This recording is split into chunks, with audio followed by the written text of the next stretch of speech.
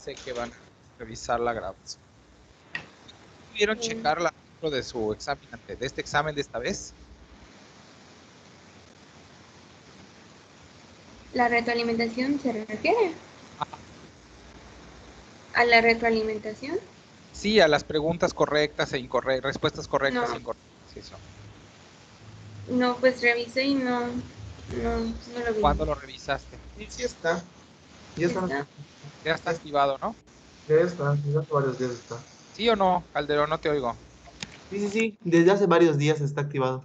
Sí, como 2 o 3. Ok, bueno, empecemos. Nada más para verificar que estuviera bien hecho. Con respecto al metabolismo vasoactivo en la citoacidosis, pues es cómo se desencadena esto. Entonces, pues es una complicación aguda de una diabetes mal controlada. Entonces, como ya habían mencionado, bueno, en este caso encontré que es más frecuente en la diabetes tipo 1 y se desencadena por la falta de insulina y la mayor actividad del glucagón, lo que genera la hiperglicemia, cetonuria, deshidratación y A ver, acidosis metabólica. despacito al hablar para que te entendamos, si no se te arrastran tus letras y ya no entendemos lo que estás diciendo. Bueno, que se presenta principalmente en la diabetes tipo 1 debido a Ajá. esta falta de insulina y el aumento de la actividad del glucagón, lo que va a hacer una mayor producción de glucosa endógena, da lugar a la hiperglucemia, cetonuria, deshidratación y acidosis metabólica. Entonces, esto se desencadena principalmente por el aumento de la lipólisis. Eh, entonces, pues acá habíamos mencionado en la clase pasada que no se inhibe la lipoproteína lipasa. Entonces, aquí da lugar a un aumento de los ácidos grasos libres. Estos ácidos grasos libres, a través de la beta-oxidación, se van pues a generar la acetil-CoA, que pues esa es la que mantiene el ciclo de Krebs. Sin embargo, aquí hay un mantenimiento continuo de la gluconeogénesis. Entonces acá había mencionado que se agota las reservas de oxalacetato, lo que va a ocasionar es que se aumente pues, la acetilcoenzima A. Esta pues va a conducir a la cetogénesis y esta pues mayor producción de cuerpos cetónicos en plasma es lo que pues va a ocasionar la acidosis metabólica. La acidosis metabólica. Esos son ácidos. ¿Por qué hay así? ¿Por qué se gasta el bicarbonato? Porque cuando hay la diuresis se acompaña con la excreción de bicarbonato. ¿El bicarbonato se pierde en la orina en la cetoacidosis diabética? Yo he entendido que sí. A ver, ¿quién entendió diferente?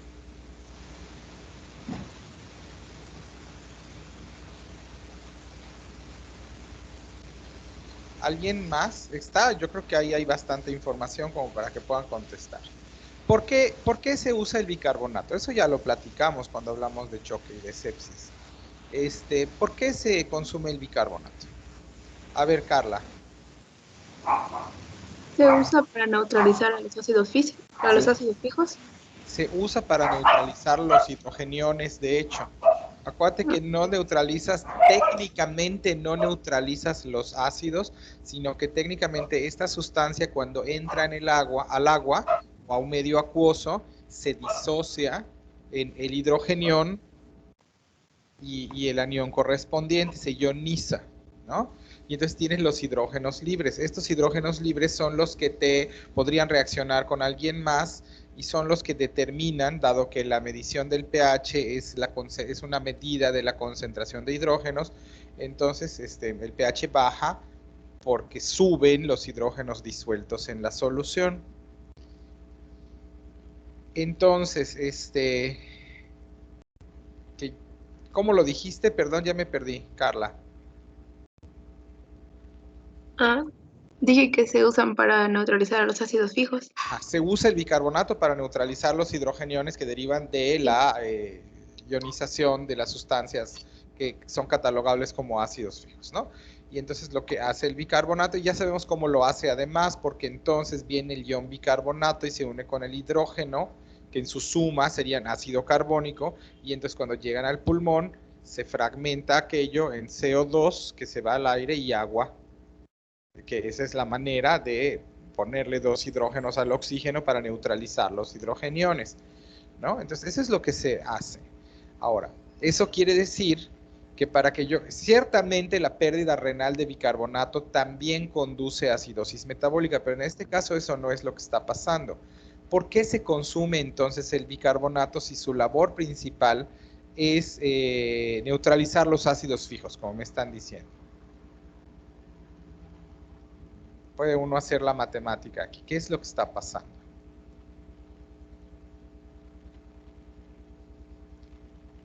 La lógica sería que los cuerpos cetónicos son capaces de, al estar en solución, liberar hidrógenos o se vuelven ácidos titulables o ácidos fijos.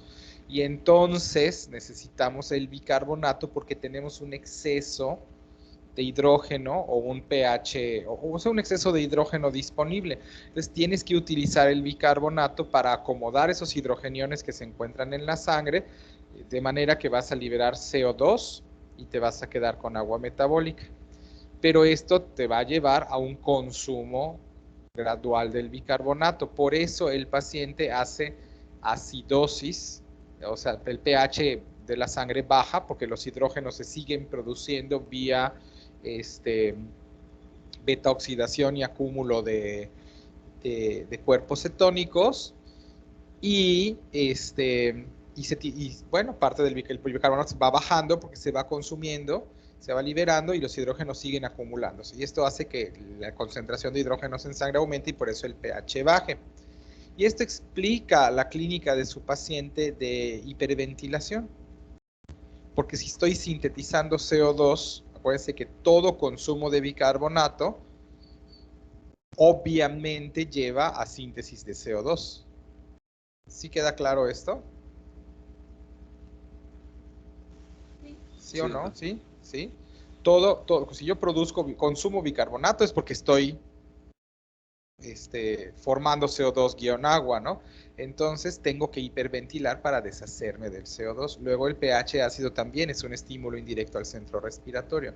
Entonces por eso el paciente con cetoacidosis diabética tiene estas respiraciones rápidas y profundas. Todavía hay más curiosidades, pero rápidas y profundas que le permiten deshacerse del CO2 y con eso tratar de compensar la caída del pH por el incremento de la producción de hidrogeniones a partir de los cuerpos cetónicos. También tiene olor a acetona o a manzanas que se están manzanas fermentadas. El aliento por la misma razón, porque viene de las cetonas, que es algo que se libera de las manzanas cuando se van echando a perder, ¿no? Entonces, bueno, todo esto se redondea. Entonces, síguele, ¿qué más tenemos?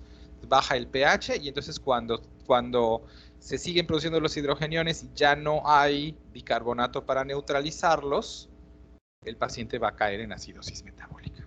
Claro. ¿Qué es lo que está al final de tu diapositiva?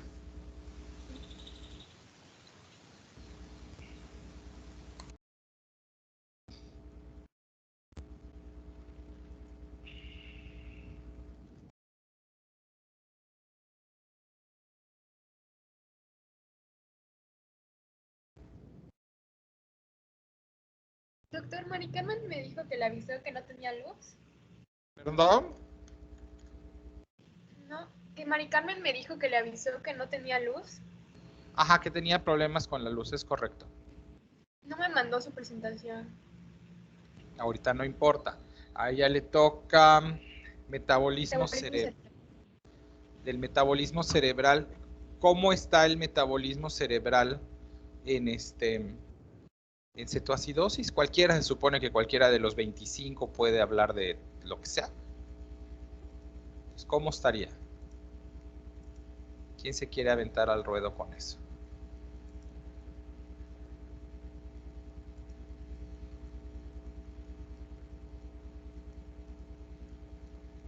¿No suben las diapositivas a aquí al repositorio de Teams? ¿No estamos haciendo eso? Hola, equipo, ¿alguien? Hola. Sí, dime. Pues el metabolismo del cerebro yo pienso que cambia lógicamente porque como no hay, como ya hay cetoacidosis metabólica, significa muy probablemente que, por ejemplo, en la diabetes ya no hay el suficiente oxígeno, perdón, la suficiente glucosa, entonces se está Espérate, no, no, utilizando. no, doctor, no, doctor, no, doctor, no, no. Precisamente por eso prefiero que intenten para darme cuenta en dónde están las deficiencias. Pero no, tu paciente, el cerebro, primera pregunta, y Job, no, no, contigo voy a ir para que aclaremos lo que estás diciendo y siempre que participen, aunque se equivoquen, van a sacar aprendizaje. El cerebro es dependiente de, es dependiente de insulina. Ojo con la pregunta. Te pregunto, ¿es dependiente de insulina?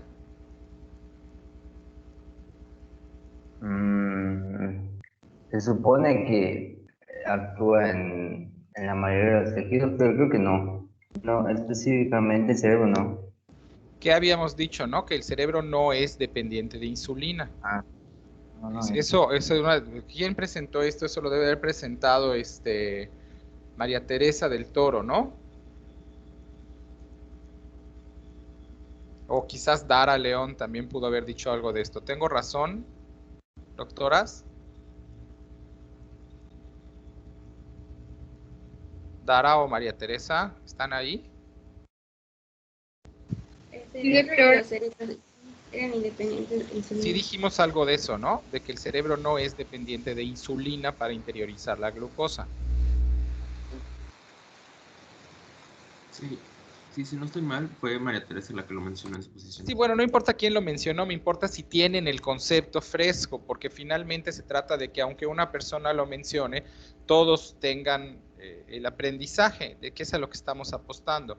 Entonces, recordemos que el cerebro no es dependiente de insulina para interiorizar la glucosa.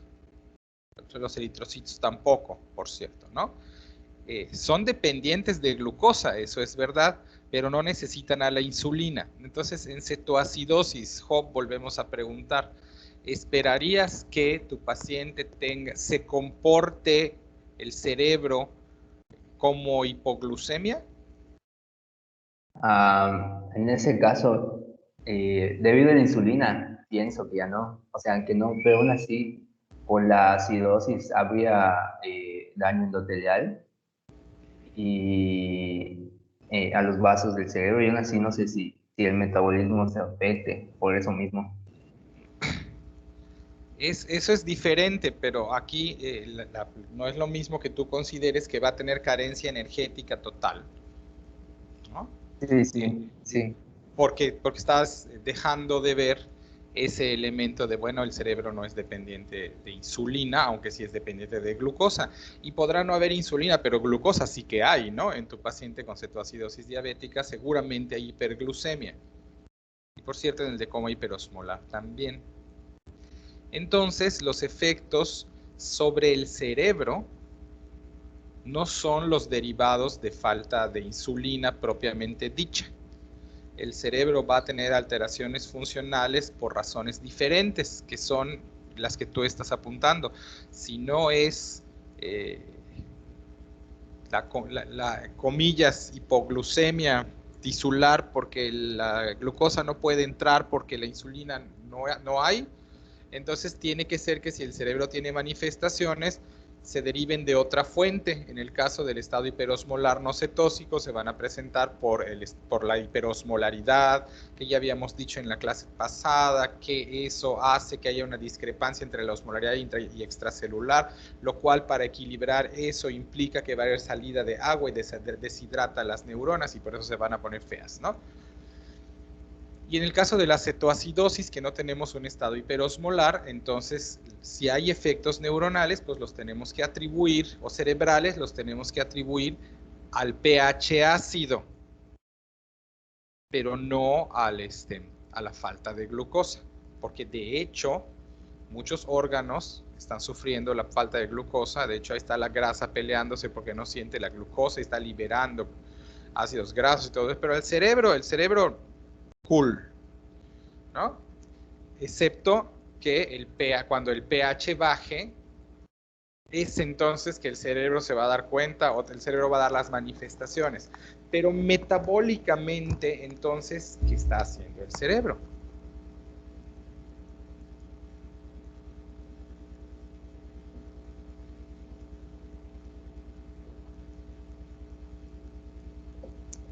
Hello. ¿De dónde está Pues, Tony? Dígame. Ajá. pues, ajá, como ya dijo, no depende de insulina, hay glucosa suficiente, entonces está funcionando normal hasta que ya se dé cuenta, ¿no? Claro, el cerebro está metabólicamente,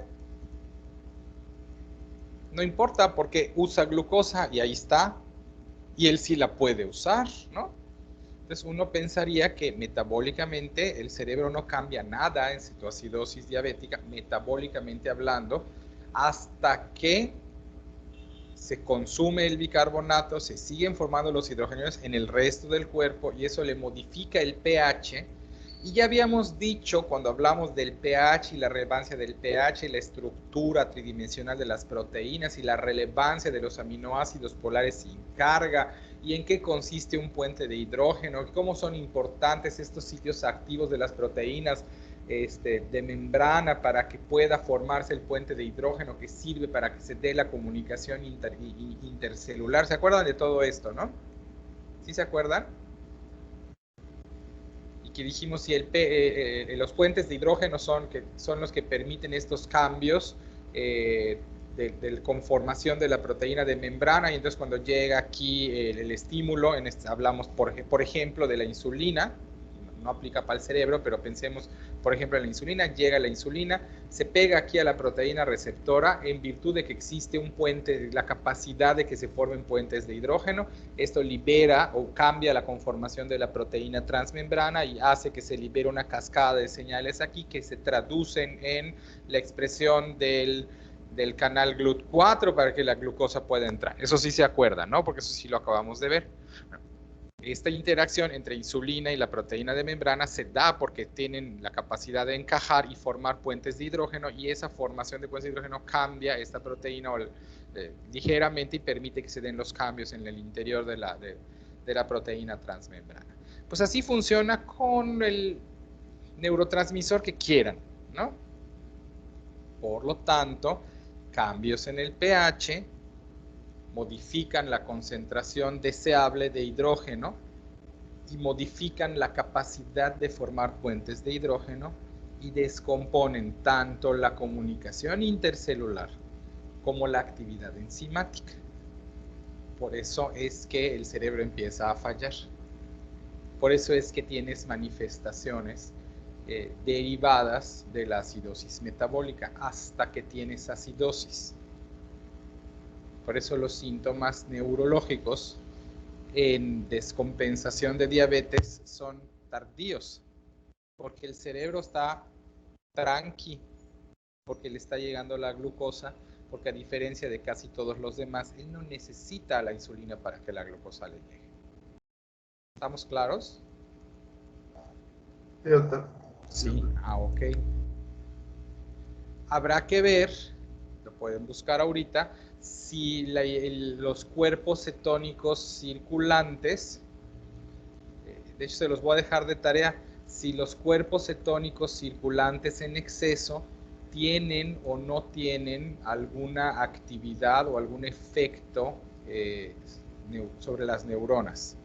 La respuesta es sí, porque en algunos pacientes en pediatría a veces se utiliza la dieta cetogénica, fíjense, como una herramienta terapéutica para mejorar el control en pacientes con crisis convulsivas. Es una de las maneras de tratar epilepsia en pediatría o de favorecer la eficacia de los tratamientos antiepilépticos en pediatría, es la dieta cetogénica. De manera tal que solo sabiendo eso uno puede suponer que el incremento en la concentración de cuerpos cetónicos circulantes tiene un efecto neuronal que seguramente va por la ruta de la disminución de la excitabilidad. ¿Sí me van siguiendo? Sí. ¿Sí? Sí, sí. Digo, la dieta existe, pueden, ahorita digo, los que no están en un teléfono y están en su computadora y tienen internet razonable, háganle un favor a los demás y busquen epilepsia dieta cetogénica y van a encontrar alguna información adicional que nos pueda ayudar a aclarar esto. Pero es una herramienta terapéutica, mejora el control convulsivo, eso quiere decir, puro sentido común, que está bajando la excitabilidad neuronal de alguna manera. Y esto se hace en función de la dieta. Eso quiere decir que si tengo incremento de las cetonas, debo tener un efecto depresor o de reducción de la excitabilidad. Si nos hace favor, Cordero, haznos ese favor, ¿no? De ver si dieta cetogénica. ¿Tienes computadora? Sí, doctor, de hecho eso estoy buscando ahorita. Ah, perfecto. Y digo, saquémosle ventaja al hecho de que estamos en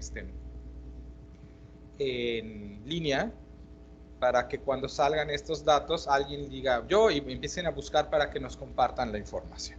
Entonces el metabolismo cerebral es lo que tenemos. Esencialmente el metabolismo de glucosa está inalterado y lo que nos podría interesar es cuál es la reacción del cerebro ante el descenso del pH y el incremento de los cuerpos cetónicos. Ahorita nos lo van a decir. Adipocitos, Anduaga.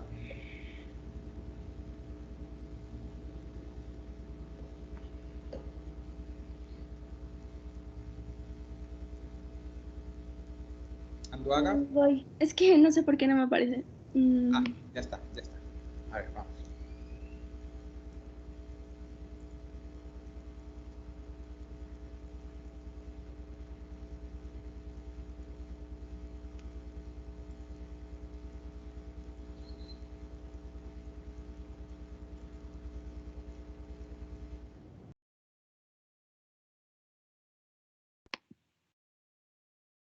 Ok, pues realmente ya se explicó en la clase pasada lo que va a pasar. Pues la cetosis, bueno, aquí investigué qué pasa con cetoacidosis y qué pasa con estado hiperosmolar. Entonces, en cetoacidosis, pues ya vimos que va a haber, principalmente se va a dar en diabetes, en personas con diabetes tipo 1, entonces va a haber pues realmente no hay insulina. Y esto genera pues que se favorezca la lipólisis y por lo tanto una elevación de ácidos grasos en sangre.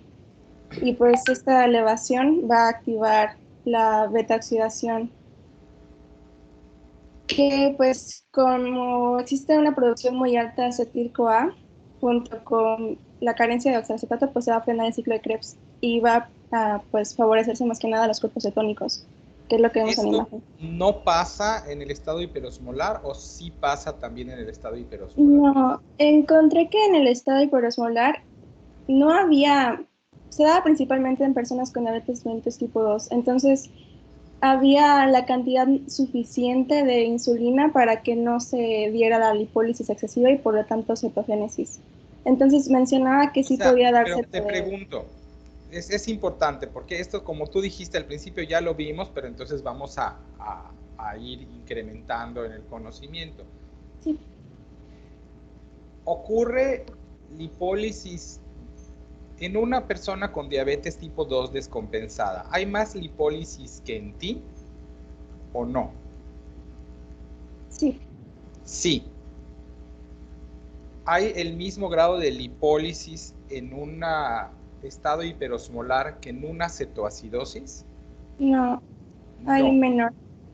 pero no tan baja como en ti que no tienes diabetes. Sí, será como un punto intermedio. Ok, y entonces ya ahora sí estamos comprendiendo por dónde va la cosa. Porque entonces, efectivamente, como hay una cantidad de insulina residual o una función de sensibilidad residual de insulina, entonces algo de la glucosa entra y por lo tanto no toda la energía se obtiene de ácidos grasos y de beta oxidación, sino que una fracción nada más, lo cual implicará que sí se usa más grasa como cuando estamos en un ayuno o a dieta, ¿no? O haciendo actividad física aeróbica, que eso también moviliza grasa, pero no con la misma intensidad que ocurre en el paciente que tiene cero insulina y entonces los mecanismos compensadores de la elevada tasa de producción de cuerpos cetónicos alcanzan para que esto se vaya al hígado y se reconvierta y se meta otra vez al ciclo de Krebs con la poca glucosa que lo está haciendo andar, y entonces el paciente no caiga en acúmulo de cuerpos cetónicos y no caiga en acidosis metabólica.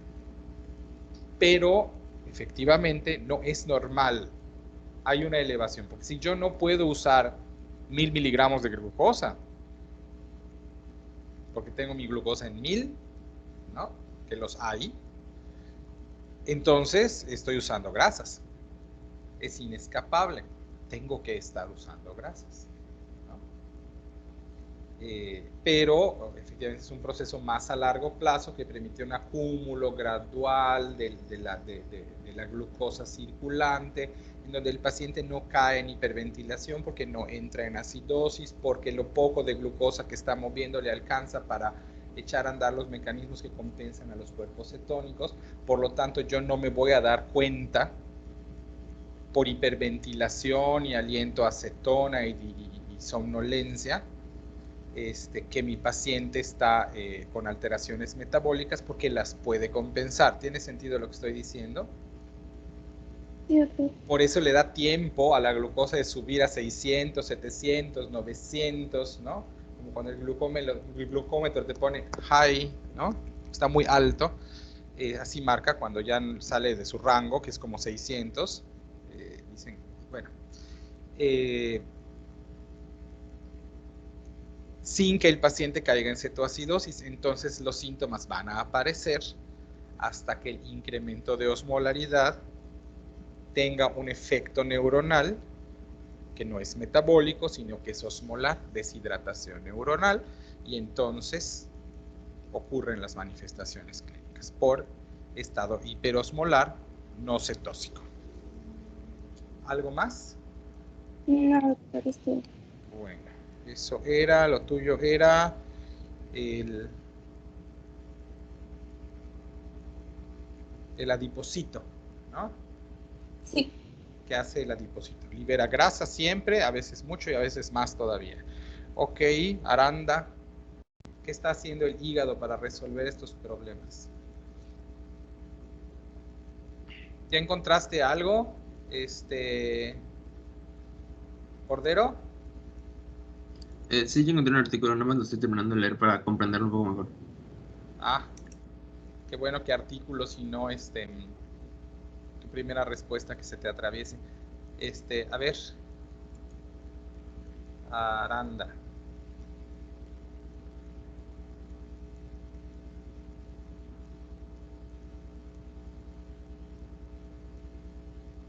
Ah, pues ahí está la respuesta. Mira, ¿ya Sí, viste ya el cuadrito rojo que tienes ahí a tu izquierda? ¿Qué dice tu cuadrito rojo? eh, cerebro, ATP, tejido extrahepático. No, ¿qué más dice? Ah, que es tóxico. Dice cerebro acetona tóxico, si uno lo lee de abajo hacia arriba, ¿no? Ajá. O Ya, sea, entonces, bueno, ya, ¿sabías o pues, leíste que la acetona tiene efectos tóxicos neuronales? no lo leí como tal, o sea, solo lo vi como que lo decían, bueno, si hay muchos niveles de acetona, pues puede ser tóxico, pero no decían como que por qué. Este, pero pues lo que sí decían era que la acetona se podía eliminar en los pulmones por la hiperventilación. Por eso hay Y un como, aliento, dije, característico del paciente que tiene cetoacidosis. ujú.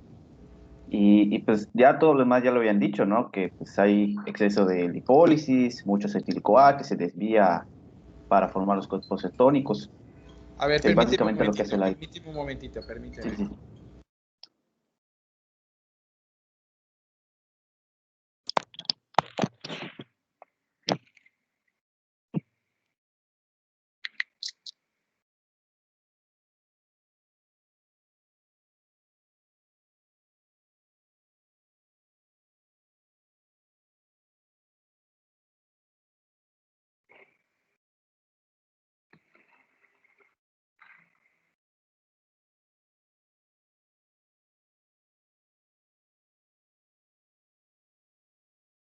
ya de regreso. A ver. ¿Cómo se llama la vía metabólica que se deshace de las cetonas? Ay, ¿O cuál es el mecanismo? no recuerdo bien. O sea, ¿Qué vías se pero incorporan? no recuerdo. Ok, apunta esa pregunta. ¿Alguien tiene esa respuesta? Hay mucho eco. Sí, pero es que hay ruido acá en mi casa. Ok, está bien. Pues apúntale, búscalo y ahorita me nos contestas ese dato en particular, qué vías metabólicas están involucradas en el deshacernos de las cetonas. ¿Sale? El hígado Sí. lo hace por qué vía metabólica. Sí. Cordero, ¿ya? A ver, llégale, Cordero. No, iba a decir que cómo se deshace o sea, tengo entendido Bueno, ok, que contéstanos, dispara. el acetoacetato, si no me equivoco, después puede servir como precursor para la síntesis de colesterol, si no me equivoco. Es correcto. Ya, es lo único que recuerdo. Pero la acetona ya se va a los pulmones.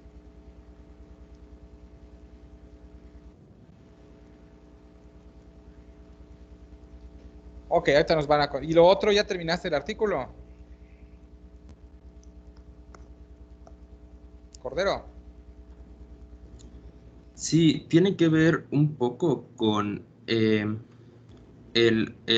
GABA, el ácido gaminobutírico. Gaminobutírico, ajá. Sí, decía que, o sea, los intermediarios que salen durante la cetoacidosis tienen efectos similares a los que puede producir el ácido gamma-aminobutírico, que es un neurotransmisor inhibidor, ¿no? Y pues al tener esos efectos, tienen como que estructuras químicas similares, aunque no tienen el efecto exactamente igual, entiendo que tienen un efecto similar, ¿no? Pero pues al estar, digamos así, sometido a esta dieta, pues se va a ir produciendo ese efecto del neurotransmisor inhibidor. Y se comprobó, Es como si le dieras gabapentina a tu paciente.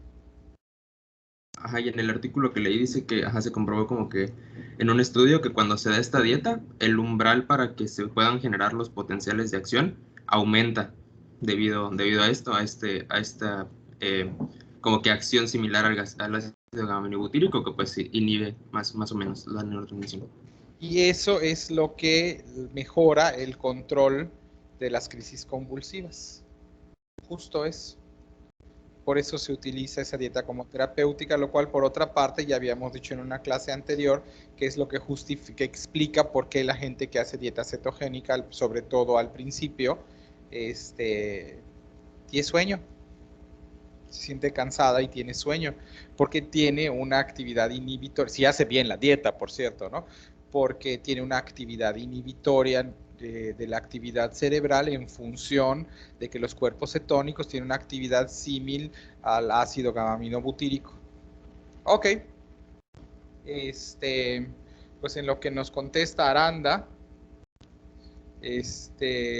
producción endógena de glucosa, ¿qué pasa en cetoacidosis? ¿Está aumentada, está normal o está disminuida? Aumenta, o sea, existe la estimulación. ¿Me escuchan? Sí. Okay. Existe la estimulación de la glucogenólisis, porque ya ve que como no hay insulina, o sea, es nula o poca, pues obviamente se activan tanto el glucagón, la adrenalina. Entonces lo que va a hacer es que en la glucogenólisis, el aumento de la adrenalina y el glucagón van a hacer que se active el glucógeno fosforilasa, que va a quitar residuos de glucosa 1 y va a hacer todos los pasos para liberar la glucosa. Y en el caso esto es lo mismo también en estado hiperosmolar.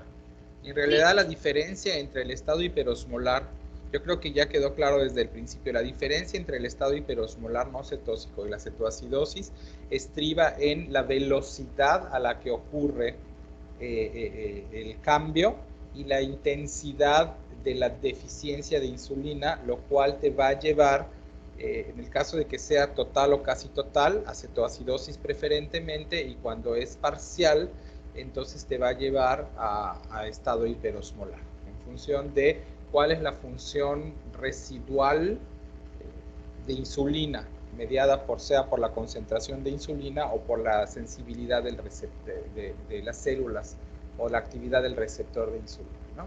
Si tenemos suficiente actividad, eso te va a llevar a estado hiperosmolar. Si tenemos poquísima o nula, te va a llevar a cetoacidosis.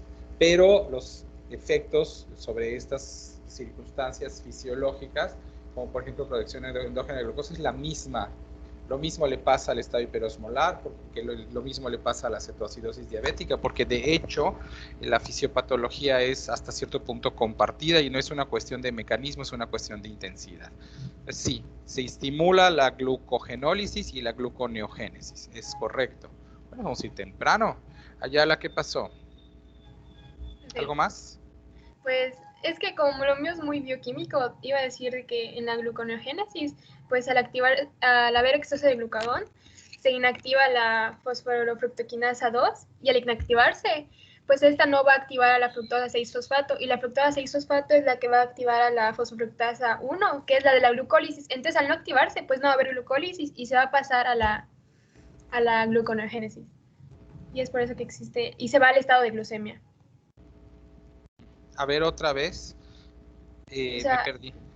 Lo que yo leí y vi en un video era que como hay glucagón, el glucagón va a inactivar la fosfofructoquinasa 2 y al inactivarse la fosfofructoquinasa 2 no se va a activar la fructosa 6-fosfato, que al seguir los pasos al final iba a activar la fosfofructoquinasa 1, que es la de la glucólisis, la enzima principal de la glucólisis. Entonces al no existir glucólisis y se va a pasar a la gluconeogénesis y va a hacer que exista el estado de la glucemia. Yo no estoy tan... ¿Lo estás leyendo textual? Creo que hay un error de interpretación allá. Lo vi en un video y lo leí luego en un artículo. Pero lo que no hay es gluconeogénesis. Glucogenosíntesis. Ajá, glucólisis no hay. No.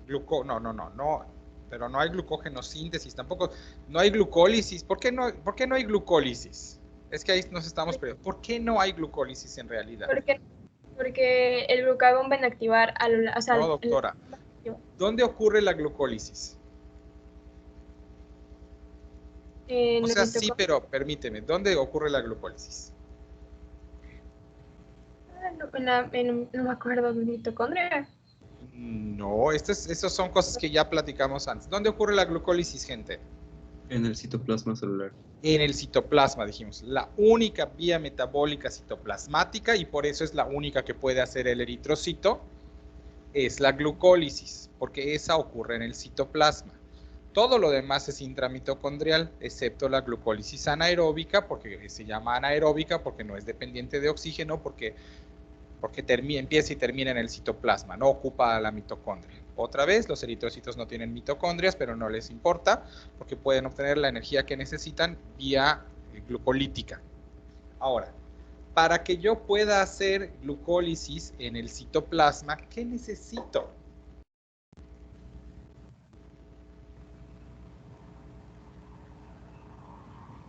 ¿Qué tiene que haber ocurrido?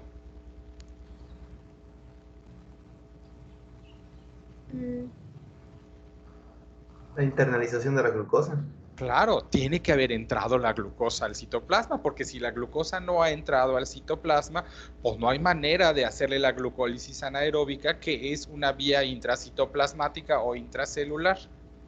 En nuestro paciente diabético, ¿qué tal está la capacidad de la glucosa de entrar a las células? Nula o disminuida. Por supuesto, entonces yo no puedo aterrizar o no debo de aterrizar en forma exclusiva en el glucagón el entorpecimiento de la glucólisis anaeróbica, porque entonces estaría yo dejando de ver el elemento más central. Podrá ser que el glucagón tenga cierto efecto inhibidor sobre la fosforilación. Podrá ser. No, otra vez, tendré yo que leer lo que tú leíste, ¿no? Pero aún concediendo eso, y prefiero que trabajen mucho en sentido común con las cosas que ya saben, porque aprender a pensar Ya sé que, perdón, suena muy irrespetuoso, pero les juro que no, pero aprender a pensar en forma sistemática les va a resolver más problemas que memorizar un libro. Entonces, desde este punto de vista, si la glucosa se tiene que meter a la célula para poderse metabolizar y tenemos o resistencia a la insulina o déficit de insulina y entonces la glucosa no puede entrar, se cae del árbol la conclusión de que la principal razón de que esté entorpecida la glucólisis anaeróbica es la incapacidad para interiorizar la glucosa. Esa es la razón principal. Y como eso no está ocurriendo, digo, sí está ocurriendo en el eritrocito y en la neurona, pero no está ocurriendo en ningún otro lado. Como eso no está ocurriendo, entonces se están mandando señales, y acuérdense que tampoco está ocurriendo en los islotes de Langerhans, y que esas células alfa y beta se comunican. Entonces se está dando la señal para que se sintetice glucagón, para que suba la glucosa sérica, porque las células creen que no hay glucosa, porque no les está entrando. ¿Ya ven? ¿Sí tiene sentido, Ayala? Sí, sí tiene. ¿Sí? Entonces, este es un elemento central en la descompensación, en diabetes y en descompensación de diabetes y en metabolismo de la glucosa.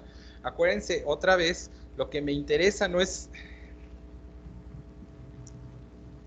en última instancia, lo que es relevante en este punto en la discusión no es solo cuánta azúcar hay en la sangre, sino si el azúcar puede o no puede entrar. Y todo lo que está ocurriendo es lo mismo que ocurriría si estuviésemos en ayuno prolongado. Está en emergencia metabólica el cuerpo. ¿Por qué? Porque sus células no tienen glucosa. Sí, ahí está, Doc. Pues sí, pero las células no la están usando. Entonces las células están mandando todas las señales que se mandan. Casi que si el paciente estuviera en huelga de hambre, ¿no? Chin, pues no hay azúcar. Oiga, pero liberen glucagón. Liberen liberen glucagón. Ya lo liberé. ¿Y qué hizo el hígado? Ya soltó su glucógeno. Pues ya lo soltó. Y luego, no me está llegando nada. Pues que suelte más glucógeno. Y no me está llegando nada. Ah, bueno, pues entonces vamos a romper proteínas, ¿no? Porque necesitamos azúcar, ¿no? Hay que y todavía más despistado el cuerpo, ¿no? Hay que proteger al cerebro. El cerebro le importa un pepino. Pero hay que proteger al cerebro. Vamos a deshacer proteínas. Y entonces empiezan a romper proteínas. Y tampoco, ¿no? Porque no les llega la glucosa que están pidiendo. No, pues hay que hacer más glucógeno. ¿De dónde? Pues de donde sea.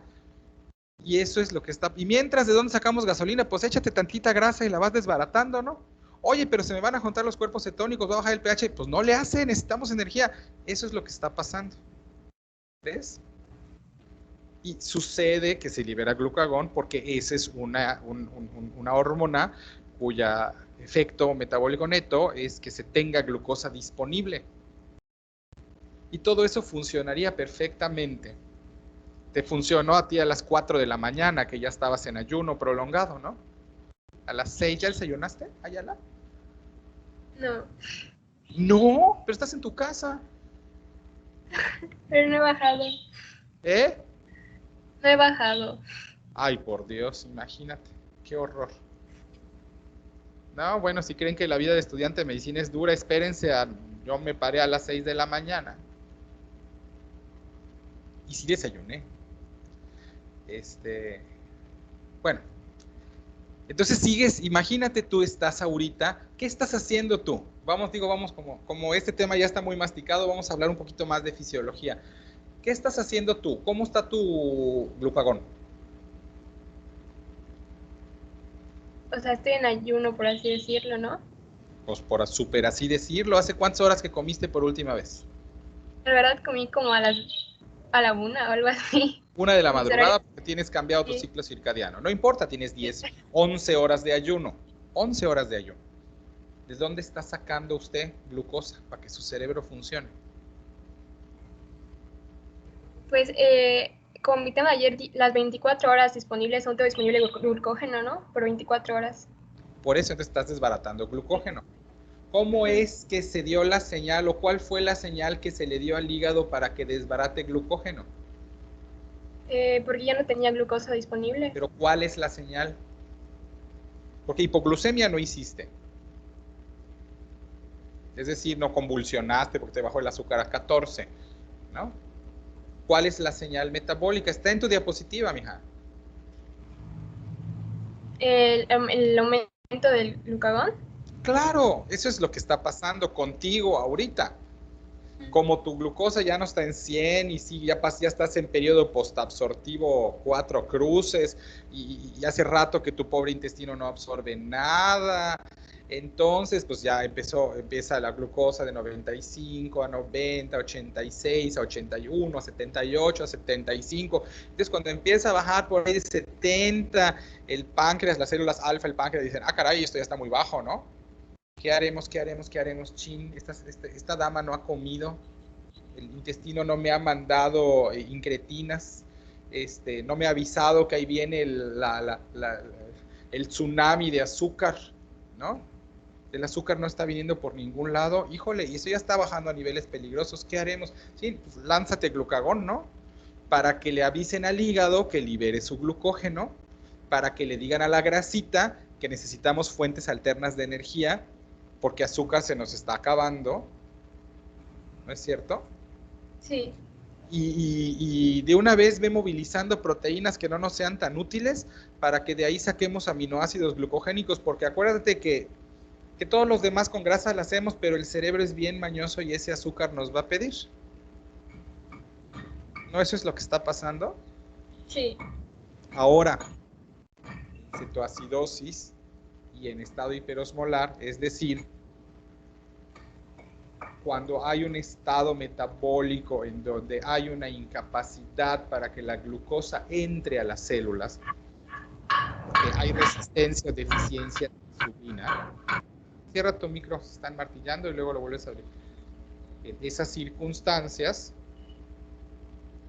tu páncreas lo que cree es que tú estás en ayuno. O sea, que si ahorita resulta que desarrollas una diabetes tipo 1 porque se alocó tu sistema inmune y destruyó a las células beta de los islotes de Langerhans, y resulta que hoy es tu primer día de carencia de insulina, perdón, ojalá que no, metabólicamente lo que ocurre es lo mismo que en tu ayuno, con la única diferencia de que tu cerebro sí se medio da cuenta. ¿Ok? Esa es la única diferencia. ¿Ya? Eso es lo que está pasando. Entonces, ¿hay producción endógena de glucosa? Sí, por supuesto que la hay. Reabsorción renal ya la trabajamos. Hoy nos vamos a ir temprano para que estudien para el domingo. Porque esa no cambia.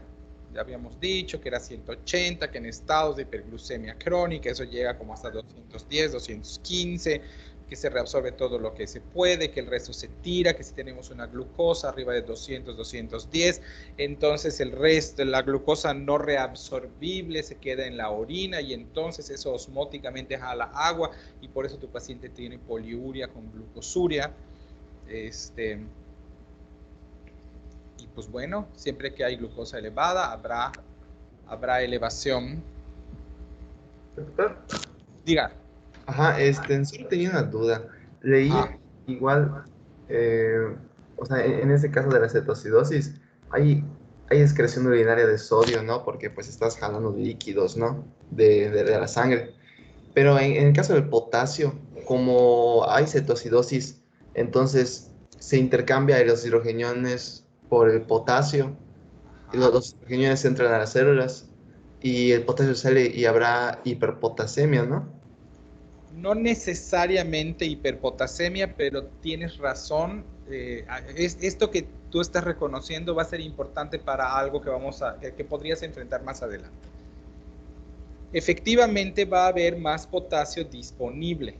Lo que podría pasar es que tú tengas una cifra de potasio quizás en el límite máximo de lo normal, pero si tu función renal es normal, entonces todo el excedente de potasio el riñón lo va a tirar. Ahora, no es lo mismo esto, ojalá, si no te hace sentido, por favor dímelo, porque luego yo explico como si me entendieran todo, pero no es lo mismo el potasio que hay en todo el cuerpo que el potasio intracelular que el potasio extracelular. el potasio intracelular es inaccesible a que lo podamos orinar porque está dentro de las células. El único potasio que nosotros podemos orinar y el único potasio que nosotros podemos medir es el potasio extracelular. ¿Sí me va siguiendo hasta acá? Sí. Ahora, yo puedo tener 4.5 de potasio, que es una cifra normal de potasio sérico, con un potasio intracelular normal o con un potasio intracelular disminuido. Y de todas maneras, lo que yo te mido en sangre es lo mismo. ¿Estamos de acuerdo con esto? Sí, en este caso, como no hay insulina, o bueno, la insulina no funciona, puede haber o no funciona. O sea, puede no haber o no funciona, mejor dicho. Los niveles de potasio intracelular estarían disminuidos, ¿no? Es justo allá voy. Si Sí. tu paciente ya llegó a cúmulo de cuerpos cetónicos y ya está en acidosis metabólica, entonces va a ocurrir este intercambio de hidrógeno por potasio, va a bajar el potasio intracelular y vamos a tener más potasio en el líquido extracelular, potasio que pudiera ser orinado, para que no vaya a ser que me muera yo de hipercalemia, ¿verdad? Ese potasio podría ser, y de hecho es orinado. Entonces, ¿qué pasa? Mi cifra de potasio en sangre sigue siendo normal, pero el potasio total de todo mi cuerpo ya se redujo, porque mis células en su interior ya tienen menos potasio. ¿Sí me va siguiendo aquí? Sí. Ahora, ¿qué va a pasar o qué puede pasar cuando tú corrijas con bicarbonato la acidosis metabólica? Pues el potasio entraría de nuevo. Es que no Sí, no, espérate. Vas bien.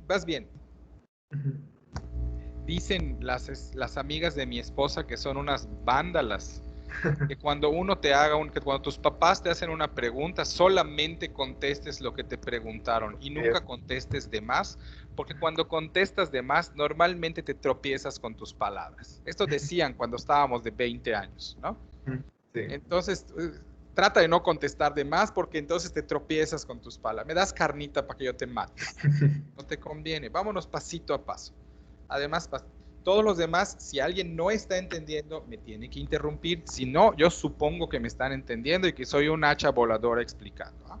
Entonces, a mí me tienen que interrumpir, si no. Entonces, bueno, nos quedamos en cuando yo te corrija la acidosis metabólica, que habitualmente se hace se hace con insulina, pero porque la insulina resuelve todo el problema. Pero cuando está muy bajo el pH o muy baja la cifra de bicarbonato, se pone bicarbonato. Si yo te corrijo agudamente y te pongo bicarbonato y tú tenías acidosis metabólica, pero ya huichaste un chorro de potasio del que sacaste de las células, tienes razón. Lo que va a pasar es que el potasio que está en sangre se va a volver a meter, porque cuando yo me deshago de los hidrógenos, le abro espacio al hidrógeno intracelular para que salga, ¿no? Otra vez a cambio de potasio, ¿es cierto? Sí. ¿Qué va a pasar con el potasio sérico? Pues va a disminuir. Va a disminuir. ¿Y qué pasa cuando hay hipocalemia grave? O sea, pero ¿cómo que qué pasa exactamente? Sí, en el corazón. Pues no puede entrar el potasio y no puede pues darse bien el potencial de acción. ¿Y entonces? Pues puede haber bradicardia. ¿O te puedes morir? Bueno, sí. De hipocalemia. Se puede parar el corazón de hipocalemia. Y de ahí no te saca, iba a decir, no te saca ni Dios Padre. O sea, Dios Padre te puede sacar, pero no suele hacerlo, ¿ah? Si ya dejo que tu potasio llegue a 1.2 es porque tiene otros planes para ti, ¿no? Sí. Perdón por los religiosos. Pero, bueno, pero...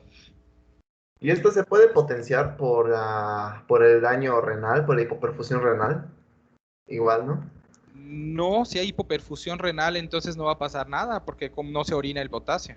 Pero aquí no compliquemos al paciente, déjalo solo con cetoacidosis y función renal normal, no seas gacho. Ok. Pero entonces, ¿qué estamos aprendiendo? Que para que yo interprete las cifras de potasio de mi paciente y qué tanto potasio le tengo que aportar en sus soluciones, en su suero, tengo que incorporar la cifra de pH y lo que voy a hacer con ese pH en las próximas horas. Entonces, por ejemplo, si yo tengo un paciente en cetoacidosis diabética grave que requiere bicarbonato y que tiene un potasio de 5, digo, oh, cáspita, 5 de potasio, está cerca de lo máximo. Le vamos a poner soluciones, pero está muy alto su potasio, no le pongas. Eso sería un error. Yo tengo que decir, ah, mira, tiene 5 de potasio, pero tiene 7,13 de pH y tiene 2 de bicarbonato. Y le voy a poner bicarbonato. Ponle potasio en las soluciones. Es más, ponle un aporte alto de potasio en las soluciones. Oiga, doc, ¿estás seguro si está alto el potasio? ¿Le vamos a poner más? Sí, mijo. Porque lo que va a pasar es que como le voy a poner, y esto es fisiopatología, para esto es que les estoy dando clases, para que ustedes sean capaces de visualizar y de acomodar su fisiología para entender lo que está pasando y lo que podría pasar. Entonces yo voy a decir, ahora que yo le ponga bicarbonato, como yo ya sé que el bicarbonato va a aumentar el pH y va a generar este cruce de potasio e hidrógenos en la membrana celular y va a meter el potasio a la célula, en realidad mi potasio de 5 se va a convertir en potasio de 1,5. Entonces yo necesito, porque aunque yo esté viendo una cifra, comillas, alta en sangre, en realidad este paciente que está en acidosis metabólica tiene poco potasio corporal, sucede que lo tiene en la sangre, pero tiene poco potasio corporal total. Cuando yo haga este intercambio, se me puede morir. Yo no quiero que pase eso, entonces ponle potasio a las soluciones junto con el bicarbonato. Dígame. ¿Y esa respuesta del corazón ocurrirá al instante? Depende de qué tan rápido baja el potasio. Es que el potasio tampoco baja instantáneamente, pero estamos hablando de que si en un paciente que tenía 5 de potasio, en 2 horas lo puedes tener con 1,5. De hecho, si uno lee por otro lado, ¿cómo le hacemos cuando un paciente tiene falla renal y tiene hipercalemia y se les está muriendo por hipercalemia? Ah, pues le pones glucosa e insulina. Fíjate qué curioso. Porque también aquí ocurre un intercambio que mete el potasio. Y si eso no jala, le pones bicarbonato, porque si metes al paciente a alcalosis, entonces se da el intercambio en sentido inverso. Si yo le pongo al paciente bicarbonato porque tiene 6 de potasio o 6,5, el potasio entra a la célula y sale hidrógeno porque el paciente está en alcalosis y eso le baja, le reubica el potasio al paciente para que no quede el potasio en sangre, para que no vaya a hacer que el paciente haga paro cardíaco. Porque tanto la hipercalemia como la hipocalemia, lo vimos, te pueden conducir a paro cardíaco por alteración de la conducción eléctrica. Entonces, no sé, al punto al que quiero llegar es, hombre, ya tienen todos los elementos de la fisiología que les permiten predecir este tipo de cosas. Lo que hay que aprender, por eso les decía, pensar en forma sistemática u ordenada, es cómo acomodo estas piezas cuando veo un escenario. Y si lo vemos en fisiopatología las suficientes veces, entonces ustedes pueden agarrar una nueva enfermedad y acomodar las piezas que tienen para entender lo que están viendo y lo que puede, por qué están viendo lo que están viendo y qué es lo que podría pasar.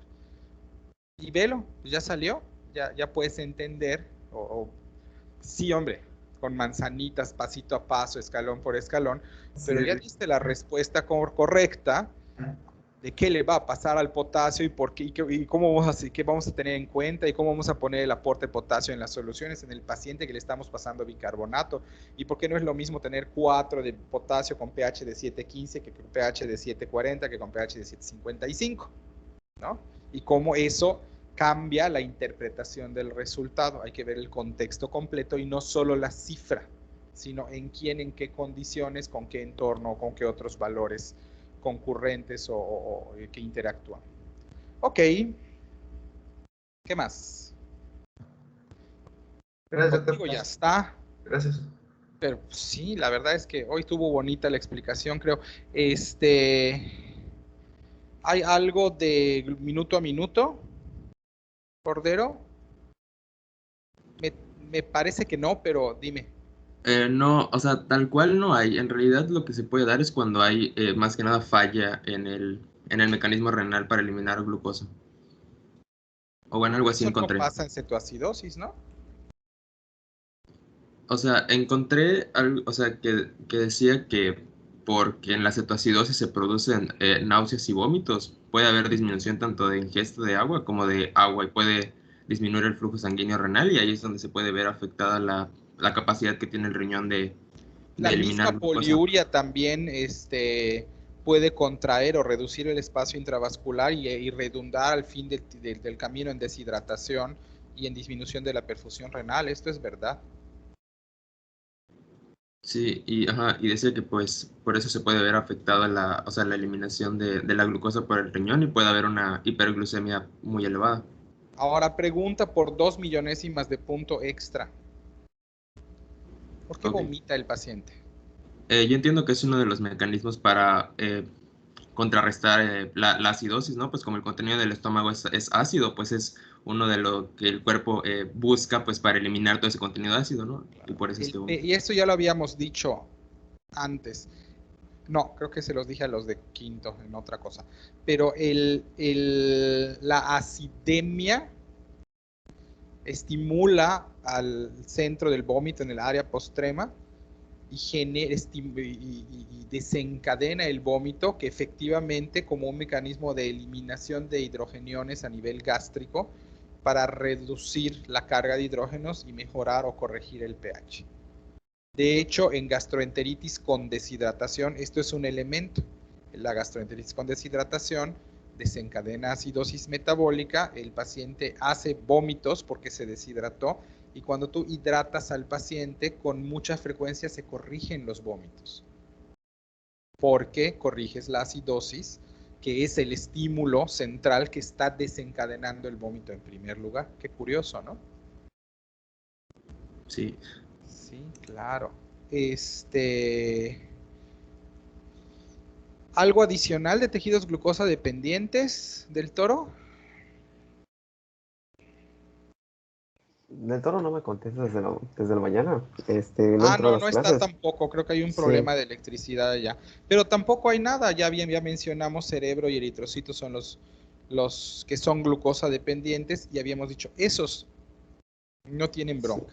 Sí, lo único que Esos, aquí encontré yo extra fue que disminuye el 2,3-DPG, que es el que se une a los eritrocitos que ayuda a la unión de oxígeno, a la hemoglobina.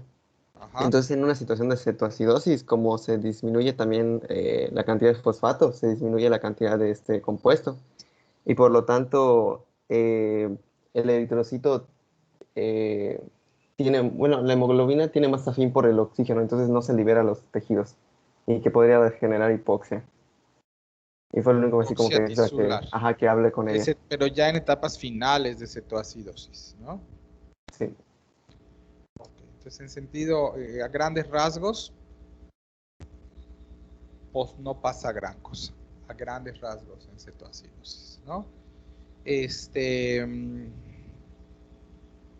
Algo nuevo, sí, Laura, sí, de los islotes de Langerhans.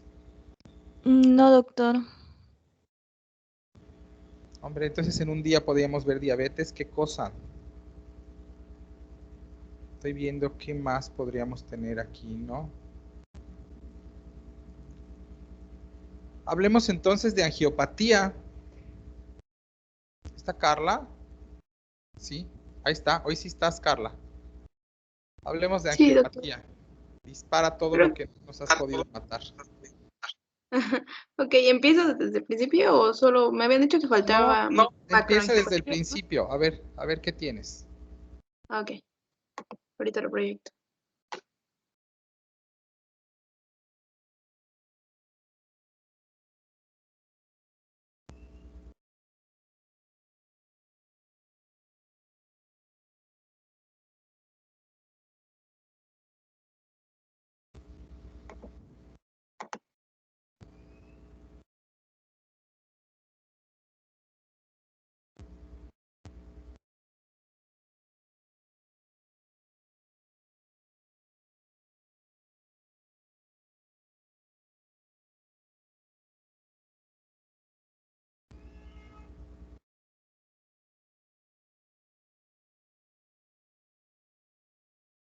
Nada todavía.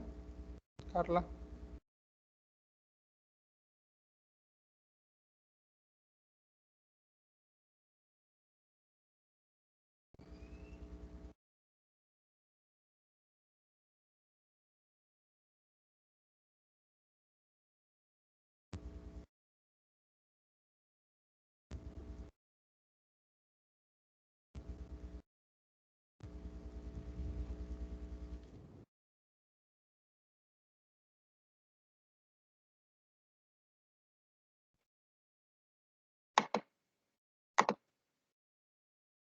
A ver, Alba. ¿Nada todavía? Carla. Ya estoy proyectando. Creo que es el internet, sí. Estás proyectando una pantalla negra, negra, negra, negrísima. Ah, sí, no carga. Ah, ya está, ya está. A ver, ya está. Llégale. Ah, bueno, aquí tenemos que la angiopatía pues va a ser una complicación crónica porque pues va a llevar un largo proceso. Sí, otra vez, perdón, te voy a interrumpir. Me voy a saltar. Creo que ya está muy lo que hemos visto en la clase anterior y cuando hablamos de los conceptos fisiológicos y con lo que ya tocamos al principio en la primera hora, explica bastante bien lo que ocurre en cetoacidosis diabética y un poco en estado hiperosmolar. Entonces, me interesa que hablemos de angiopatía diabética, porque el problema del diabético, en realidad, el diabético es un paciente de muy larga evolución, que en realidad pocas veces muere por estado hiperosmolar o por cetoacidosis diabética. El riesgo de vida del paciente es a largo plazo por el daño orgánico o el daño a órgano blanco mediado por el tiempo en hiperglucemia y el daño vascular derivado de ello. Entonces, lo que ustedes van a ver si se dedican bueno, la verdad es que casi es bien difícil escaparte de la diabetes porque lo vas a ver en medicina general, en medicina familiar, en medicina interna, en urgencias, en neurología, en oftalmología, en un montón de lugares acabas por ver de una u otra manera los efectos de diabetes. Y esta es la población que tienen que manejar y entender qué es lo que está pasando. Entonces vamos a dedicar un cuartito de hora, un ratito, mejor a hablar de las consecuencias del mal control de la diabetes, para que entendamos qué está pasando. Entonces, ahora sí, la síntesis. Esto ya nos lo medio platicaron ayer, pero échate una síntesis de esto y vamos a ver qué más nos puedes aportar. A ver, ahora sí. Aquí teníamos que el principal mecanismo pues es la hiperglicemia crónica, que va a llegar a la superproducción de especies reactivas de oxígeno, que bloquea el ciclo de Krebs. Entonces se van a acumular los metabolitos por encima de esta vía, y pues se van a desviar a 4 vías diferentes que van a terminar en los 4 puntos que tengo acá, ¿no? La acumulación de proteínas glucosiladas en las paredes de los vasos, la disfunción endotelial, que conlleva pérdida de células endoteliales por apoptosis, y pues esto puede llevar a la oclusión del vaso. ¿Quiere que explique cada una de las vías? ¿O si las vieron? Las vimos. Ok. Las vimos. Bueno, y pues las principales manifestaciones, digamos, de esta microangiopatía, pues van a ser la retinopatía, nefropatía y neuropatía. Primero, la retinopatía, tenemos que es principalmente de la diabetes tipo 2. Y pues se divide en 2 tipos, la no proliferativa y la proliferativa. ¿Por qué no ocurriría retinopatía en la diabetes tipo 1?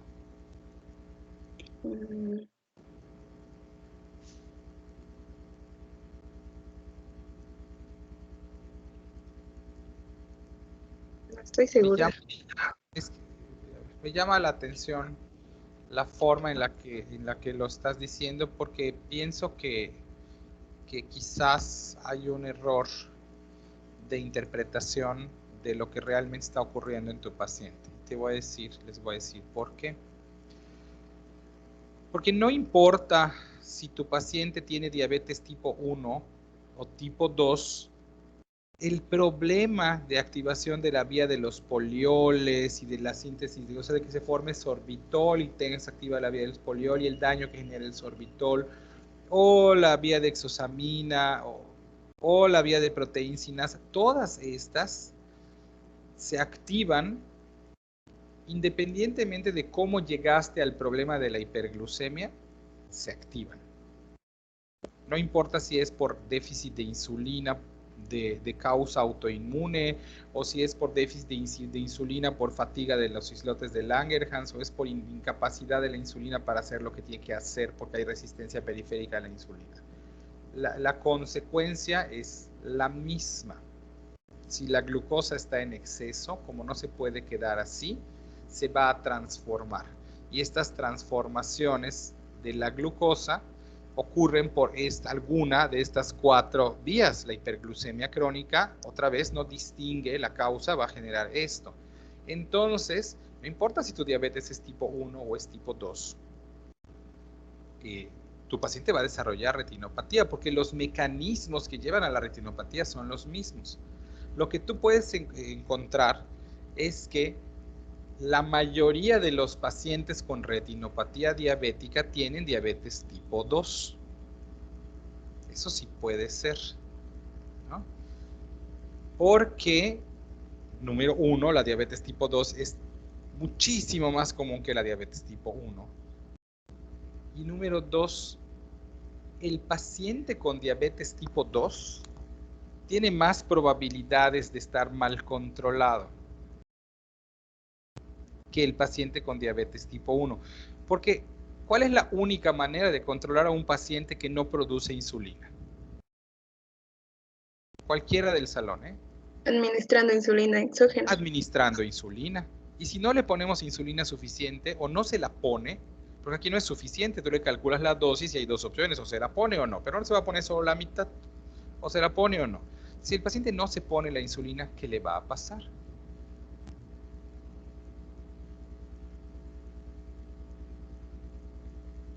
Cualquiera del salón.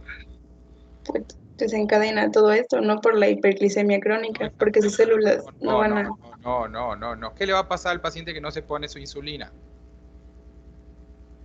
Es esencialmente toda la clase de hoy.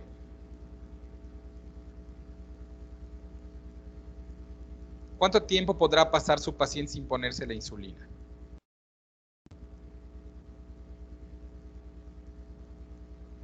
Pues en tiempo, la verdad no sé, pero le daría un ataque, bueno, un problema hiperglucémico casi de manera instantánea después de consumir unos pocos días, claro, unos pocos días. La respuesta que yo busco es pues poco tiempo, porque si no se pone insulina toda la semana que viene lo voy a tener con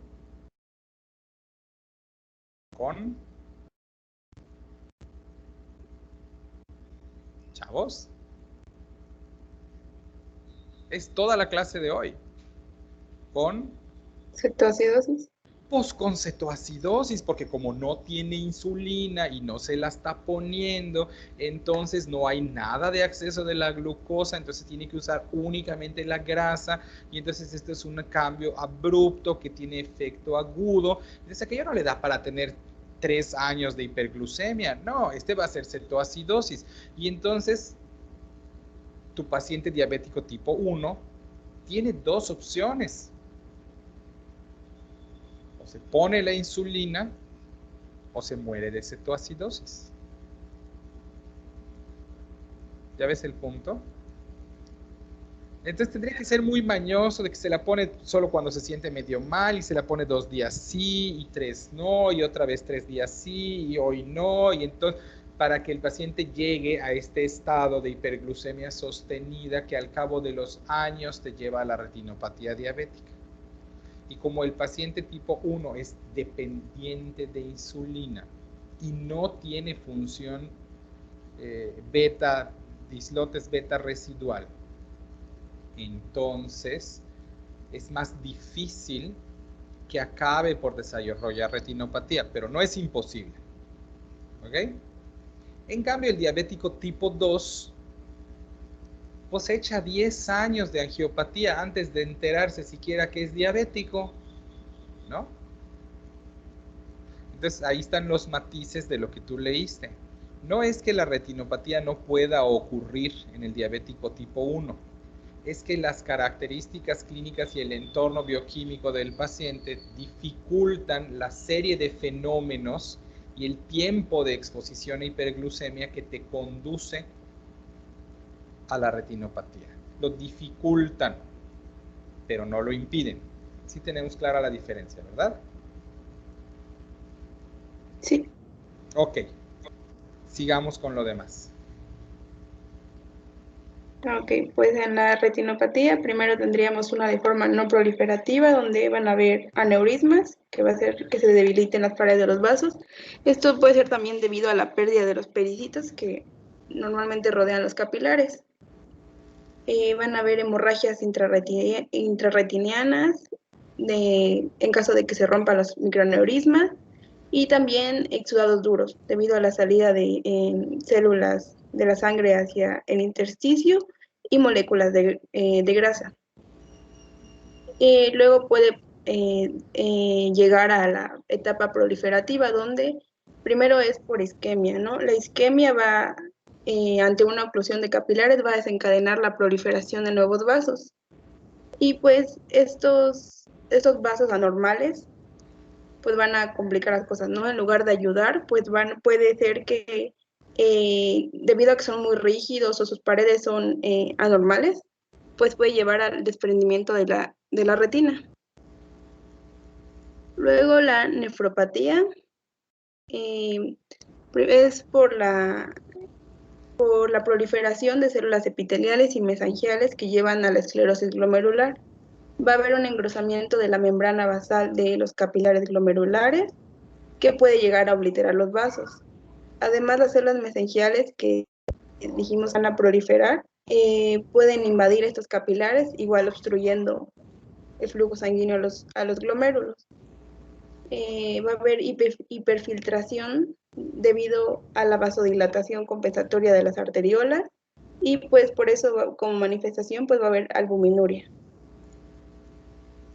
Y conforme progrese pues esta lesión glomerular pues va a aumentar esta albuminuria, por eso es como un método que se usa pues para determinar si el paciente tiene nefropatía.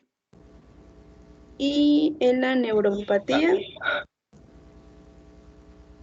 ¿sí? ¿Qué tan es la hiperglucemia el único mecanismo de generación de daño en nefropatía diabética o hay otros elementos involucrados?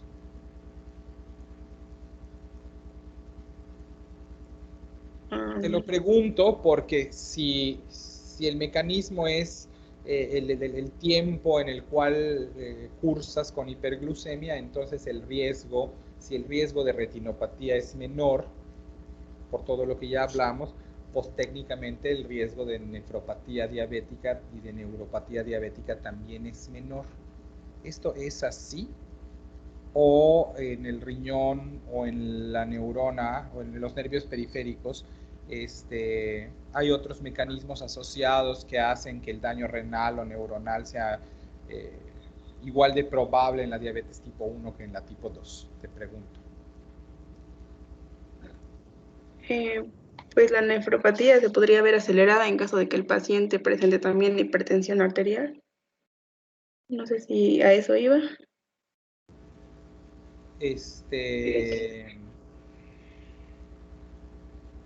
Bueno, si hay comorbilidades, estas suman, pero estamos hablando de la diabetes pura.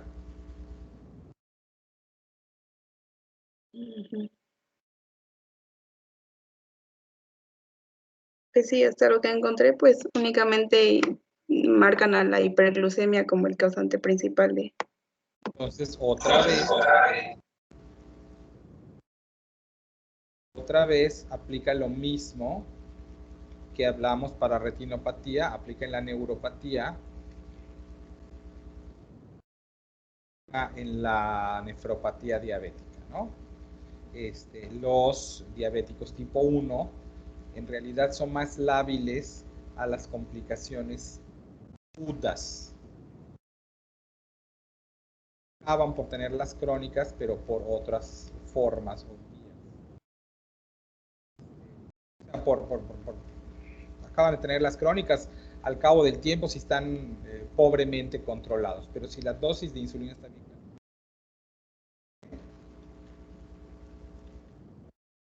va a ir bien, ¿no? En cambio, el diabético tipo 2 tiene hasta cierto punto, sobre todo al principio de la historia natural de la enfermedad, menos riesgo de complicaciones agudas, pero más riesgo de complicaciones crónicas o de daño, precisamente por esta protección que tiene su paciente de las complicaciones agudas, es que se puede pasar 5 años, 8 años, 10 años con un metabolismo inadecuado de la glucosa que le está llevando a hiperglucemia sostenida, del cual el paciente no hace nada porque ni idea tiene que tiene diabetes. Y para cuando se da cuenta que tiene diabetes, puede ser que se dé cuenta porque hizo un estado hiperosmolar, pero puede ser que se dé cuenta que tiene diabetes, y esto es lo que pasa en muchos pacientes, porque se lesionó el pie y no se dio cuenta, y entonces se le infectó, y entonces aquello no mejora, y entonces lo llevan al doctor. Dicen, ah, caray, esto parece un pie diabético. Oiga, usted, señor, ¿es diabético? No, no soy. Le checan su azúcar, está en 380. Y dicen, no, señor, si es usted diabético, ¿ah? Y ahí es donde se entera. O porque tiene alteraciones visuales, y entonces le da catarata a los 46, y eso es muy temprano, y entonces lo estudian y lo checan y se dan cuenta que es diabético. O porque se empieza a hinchar, y entonces le toman laboratorios y se entera que la creatinina está en 2.4, y ahí se entera que es diabético. ¿Okay? Entonces, ojo, por esta interpretación de la lectura, como el diabético no insulino dependiente tiene función insulínica residual, entonces está relativamente protegido para los eventos agudos derivados del descontrol metabólico, por lo menos en los primeros años de su historia natural de la enfermedad. Y esto es lo que lo conduce a que haya mucho daño angiopático antes de que se entere, y para cuando se diagnostica ya tiene daño preexistente. ¿Okay? Por eso ellos no se dan cuenta, el paciente, la tía del toro, que no está aquí, que es una señora diabética, ¿se acuerdan que ella nos lo platicó? Pues a lo mejor ya tiene angiopatía en todos lados, más porque además dice ella que es tramposa con lo de su dieta y su tratamiento, ¿no? Entonces, a lo mejor ya tiene angiopatía en todos lados, pero la tiene desde hace 10 años. Lo que pasa es que ella es diabética hace 10 años, pero se enteró la semana pasada, digamos. Pero eso no quita los 10 años de fisiopatología que trae encima. ¿Sí me explico? Y si se acuerdan de lo que platicamos ayer, recién la señora se enteró que es diabética hace, digamos, un mes. Sé que es más tiempo, digamos que es hace un mes. Entonces, todo lo que le pase a ella no lo va a ligar con sus 10 años de fisiopatología, lo va a ligar con que le dijeron que es diabética en marzo. Y es desde ella cree que su diabetes empeoró rapidísimo. Entonces ella te va a decir, pues yo estaba muy bien, y apenas me dieron la metformina me empecé a sentir mal. Y apenas me pusieron la insulina empecé a perder la vista. Se dan cuenta de qué es lo que ocurre, pero el diabético tipo 2, entonces estas fisiopatologías que te llevan a la retinopatía, la neuropatía y la nefropatía, y en la próxima diapositiva ponla por favor a la macroangiopatía. Todos estos mecanismos tienen años ocurriendo. Háblanos de esto para que terminemos.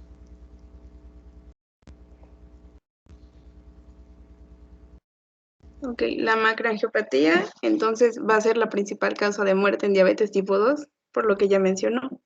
Aquí la resistencia a la insulina juega un papel principal, y normalmente este proceso aterosclerótico se agrava si el paciente presenta el síndrome metabólico, debido a que tiene mucha relación con la hiperlipidemia y la hipertensión arterial. En este caso, la aterosclerosis, pues el proceso en que se forma la placa aterosclerótica es igual que en las personas no diabéticas, solo que el proceso está más acelerado. ¿Por qué? Y debido a la resistencia a la insulina y la hiperglicemia, ahorita voy a mencionar específicamente qué hacen cada uno. Y pero quería mencionar... también, acuérdate, debido también a la alteración del perfil de lípidos. Tu paciente va a tener dislipidemia derivada de que como tiene dificultada la entrada de glucosa a las células, está activando a los adipocitos que están liberando grasa a la circulación y está modificando la actividad de la lipoproteína lipasa, lo cual te deja disponibles ácidos grasos libres, y es el mal perfil de lípidos con lipoproteínas de muy baja densidad y ácidos grasos libres el que favorece que esta lesión endotelial acabe en que la grasa entre y se formen las células espumosas, que son el principio de la cadena de fenómenos que nos lleva a la formación de la placa ateromatosa. Entonces, la diabetes en sí misma es un estado que induce, o la resistencia a la insulina, no cualquier diabetes, pero la tipo 2 es un estado que induce por la resistencia a la insulina a dislipidemia. Por eso cuando hablamos que es la próxima semana de síndrome metabólico, es que con mucha frecuencia coexisten la disglucemia con la dislipidemia en lo que llamamos síndrome metabólico, porque estas dos metabolismos de azúcar y de ácidos grasos están íntimamente relacionados, porque cuando falla uno empezamos a echar mano del otro. Entonces la formación de la placa está favorecida sí por la hiperglucemia, pero también por la dislipidemia que deriva. ¿Sale? Sí. Síguele. Ok. En cuanto a la hipertensión arterial, pues esto puede acelerar también el proceso aterosclerótico. Normalmente suele aparecer después de que ya se desarrolló la microangiopatía, porque pues va a llevar a la insuficiencia renal y pues esto lleva a hipertensión y contribuye a la aterosclerosis. Y pues la diabetes también juega el papel como causa independiente de la aterosclerosis, incluso si nuestro paciente no tiene ni dislipidemias ni hipertensión arterial. Entonces, primero la hiperglucemia, pues vamos a tener glucosilación de lipoproteínas que las hacen más ateroscleróticas.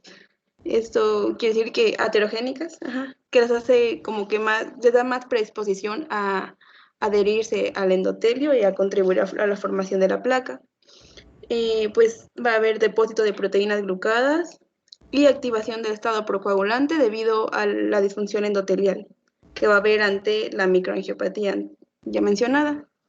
La resistencia a la insulina, por sí misma, el exceso de insulina que va a haber, la deficiencia de insulina va a favorecer... No, ibas bien.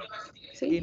En la resistencia a la insulina, sí. el primer paso es que como hay resistencia a la insulina, vences la resistencia incrementando la síntesis de insulina. Y de hecho, al principio en la diabetes tipo 2, tu paciente tiene hiperinsulinismo. Tienes razón. Hay hiperinsulinemia, está bien tu diapositiva. Síguele. Sí. Pues el exceso de insulina por sí solo va a causar alteraciones en las paredes de los vasos, porque la insulina de hecho tiene propiedades estimula la proliferación del músculo liso, lo que también va a causar alteración del tono vasomotor de los vasos y aumento de la formación de los efectos no clásicos de la insulina, ¿no? Así es, sí. Además, como la insulina no puede actuar, no va a poder activar a la lipoproteína lipasa, entonces pues van a aumentar los lípidos en sangre y pues favorece el entorno proinflamatorio. Y bueno, ya teniendo la aterosclerosis, pues lo que nos puede causar infarto al miocardio, como ya hemos visto cuando vimos la clase de aterosclerosis, accidente cerebrovascular, y contribuye a las úlceras e infecciones característicos del pie diabético, que aunado al daño en los nervios, pues se va a dar la formación de úlceras que el paciente pues no detecta a tiempo, ¿no? Sí, Además, aquí hay algo, cierra tu micro, por favor. Aquí hay algo que es interesante. No detecta a tiempo la úlcera porque como tiene neuropatía, entonces no siente la lesión. Ahora, si siente la lesión, si nos regresamos a la clase de sepsis, de choque, recordaremos que el paciente habitualmente lo que hace cuando tiene una infección es una respuesta inflamatoria localizada y que es deseable que nosotros tengamos vasodilatación y aumento de la permeabilidad capilar para que se mejore la perfusión en la zona en donde hay una infección, para que lleguen los neutrófilos y migren y salgan del vaso para que controlen la infección en donde está ocurriendo, liberando especies reactivas de oxígeno que permiten hacer la destrucción de los elementos fagocitados, si se acuerdan de todo esto que ya lo vimos, ¿no? Entonces, si mi paciente tiene obstrucción del flujo sanguíneo vascular periférico hacia el pie porque tiene placas en toda la vía vascular de la ilíaca hacia abajo, entonces si tiene una infección que no sintió, esa infección va a ir, esa lesión va a ir creciendo, y los mecanismos que favorecen el control de la infección no pueden actuar porque yo no puedo mejorar el flujo sanguíneo al pie porque tengo una obstrucción vascular, al flujo vascular. Entonces, ¿cómo hago el proceso de control de infección? Es el acceso, la perfusión y luego además para que puedan actuar las células blancas, los macrófagos tisulares, pues requieren oxígeno, porque si no, ¿cómo forman especies reactivas de oxígeno? Pero no tienen manera de oxigenarse los que están allá, los macrófagos tisulares, porque la perfusión es insuficiente. Y esto es lo que explica por qué las infecciones en el diabético, sobre todo las de tejidos blandos, son difíciles de tratar, ¿no? Ok, sigamos. Sí. Pues ya es todo. Bueno, pues entonces ya acabamos, jóvenes. Nos vemos el lunes. Al domingo, bendición. Ya vi las preguntas, tienen menos texto. Entonces les debe de alcanzar el tiempo porque tienen menos texto. ¿Sale? Nos vemos. Perdón, doctor. Tengo una pregunta. ¿Vamos a dividir los temas de una vez? Ah, sí, claro, tienes toda la razón. Ahí voy. Empezamos con POTCO-WO. Regulación hipotalámica del hambre y la saciedad. Puch. Vas a hormonas del tracto digestivo que regulan el hambre y la saciedad. Rodríguez Carballo, pasas a hormonas del adipocito, otras hormonas del adipocito y sus funciones. Aquí seguramente vamos a hablar otra vez de leptina, pero desde otro punto de vista. Sánchez Coello, sí voy bien, ¿verdad? Sánchez Coello, definición de peso normal. Aquí dice según índice de masa corporal, hay que hablar de cómo esto varía en niños versus adultos y cómo varía en mujeres versus hombres y cómo varía de acuerdo a ciertas tallas y cómo varía de acuerdo a en las embarazadas también. Y quisiera que aquí incluyas otras definiciones de peso normal, o no de peso normal, sino de cómo además de hablar de índice de masa corporal tenemos que hablar de porcentaje de grasa corporal, porque eso va a ser importante para definir obesidad de otra manera, porque tú podrías pesar 85 kilos con músculo o con grasa, y si mides 1,78, pues tu índice de masa corporal va a ser el mismo, pero las implicaciones metabólicas son diametralmente diferentes. Entonces hay que hablar de IMC, pero también hay que hablar de composición de grasa corporal. ¿Sale, Sánchez? Sánchez Gutiérrez, tasa metabólica o metabolismo basal. ¿A qué se refiere eso y cuáles son los determinantes? Solís Chan, lipogénesis de novo. UC, lipogénesis, absorción intestinal. ¿Cómo se da? ¿Qué tiene que pasar? ¿Cuáles requieren enzimas y cuáles se absorben directo? Vargas Pino, metabolismo de lípidos de muy baja densidad o baja y muy baja densidad de los kilamicrones. ¿Qué se hace con ellos? Y cómo estos inciden en el síndrome metabólico, los cambios metabólicos del síndrome metabólico que incluyen la teromatosis y la obesidad. Vela, función del SREBP, ya les puse qué significa eso, no lo tengo fresco ahorita, pero es receptor de proteína ligadora del receptor de esteroles, que es un muy buen regulador, un importante regulador del metabolismo de los lípidos. Entonces, esta proteína ligadora es importante, hay que platicarla. Aguilar, te vuelve a tocar, no descansamos. Transporte inverso del colesterol, o sea, vías metabólicas del colesterol, cómo se fabrica y cómo se transporta, y un poquito también hablar de qué tanto dependemos, y creo que lo platicamos ya, qué tanto dependemos del colesterol de la dieta versus de la síntesis y metabolismo del colesterol para las cifras séricas de colesterol, para entender que no todo es dieta. Alonso, ¿cómo se define síndrome metabólico? Eso va a estar muy fácil. Anduaga, metabolismo de triglicéridos y su relación con el metabolismo de colesterol.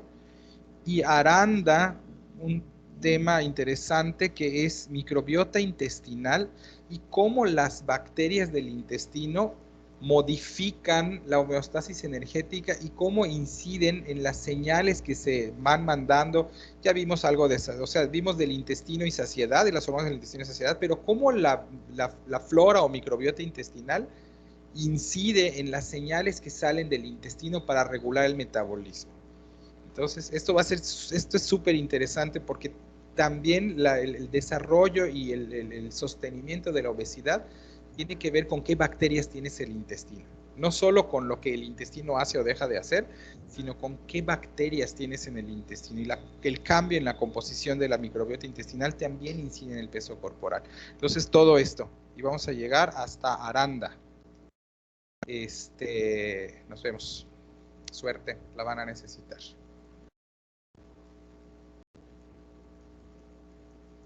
Gracias, doctor. Hasta el lunes. Hasta el lunes, doctor.